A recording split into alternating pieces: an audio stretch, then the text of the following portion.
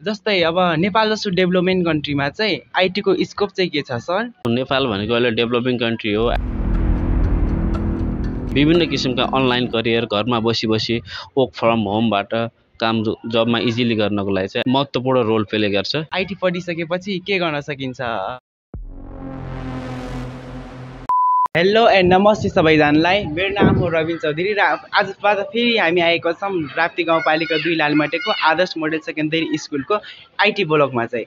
र आज चाहिँ नेपाल जस्तो डेभलपमेन्ट कन्ट्रीमा चाहिँ आइटीको स्कोप के छ त होइन, यो टपिक्समा चाहिँ हामी आइटी कोअर्डिनेटर शिवराज कालथुकी सरसँग चाहिँ कुरा गर्न गइरहेको छौँ। So let's start. सो स्वागत छ तपाईँलाई। धन्यवाद भाइ। जस्तै अब नेपाल जस्तो डेभलपमेन्ट कन्ट्रीमा चाहिँ आइटीको स्कोप चाहिँ के छ सर?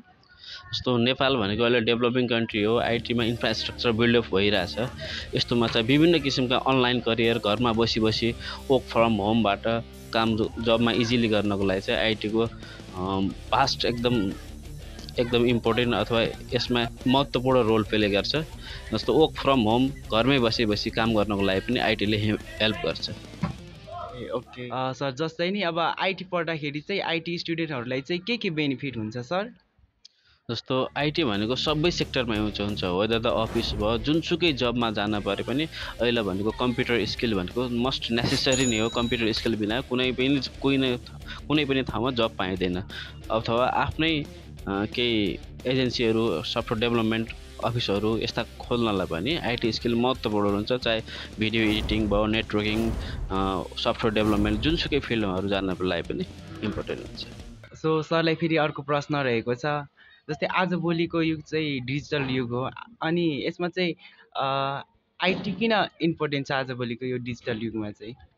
डिजिटल युगमा त झन् आइटी त झन् धेरै इम्पोर्टेन्ट हुने भइहाल्यो। किनभनेपछि सबै सेक्टर डिजिटलाइज भइरहेछ। त्यसमा सिस्टम ह्यान्डलिङ गर्नलाई, सफ्टवेयरमा काम गर्नलाई, कम्प्युटराइज डेटाबेसहरू, डिजिटल डेटाहरू रेकर्ड गर्नलाई एभ्री सेक्टर डिजिटलाइज भइरहेको बेला चाहिँ डिजिटल युगमा त आइटी त झन् मोस्ट इम्पोर्टेन्ट रोल प्ले गर्छ।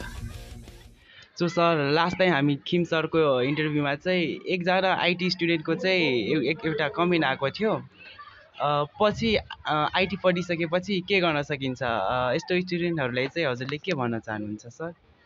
जस्तो आइटी पढिसकेपछि यसमा फरक विषयहरू, फरक कन्टेन्टहरू हामीले पढिरहेको हुन्छौँ।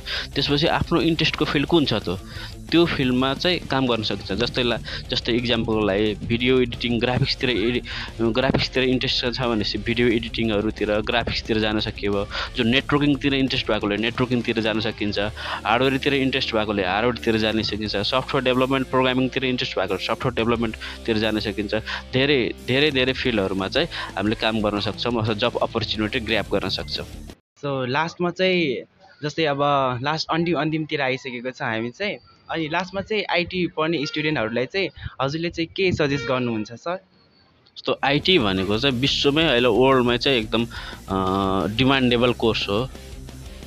यो कोर्स जस्तो अहिले डिजिटलाइज वर्ल्ड नै डिजिटलाइज भइरहेको बेला सबै सेक्टरमा आइटी परेको हुनाले चाहिँ आइटी सबैभन्दा इम्पोर्टेन्ट कोर्स छ। कोर्स राम्रो छ, पछि गएर जब पाइन्छ। यदि आफ्नो राम्रो करियर, आफ्नो इन्ट्रेस्ट दिएपछि करियर राम्रो छ, फ्युचर ग्रोथ छ भन्न चाहन्छु। सो हजुरलाई धन्यवाद भन्न चाहन्छु। हजुरले हाम्रो लागि थोरै समय निकालिदिनु भयो र हाम्रो जिज्ञासाहरू शान्त गरिदिनु भयो। र कतिपय स्टुडेन्टहरू पनि यस्तो मनमा लाग्यो होला आइटीको स्कोप के छ त भनेर, सो उहाँहरूको पनि त्यो क्वेसन एन्सर दिनुभयो। सो हजुरलाई धन्यवाद एकदम।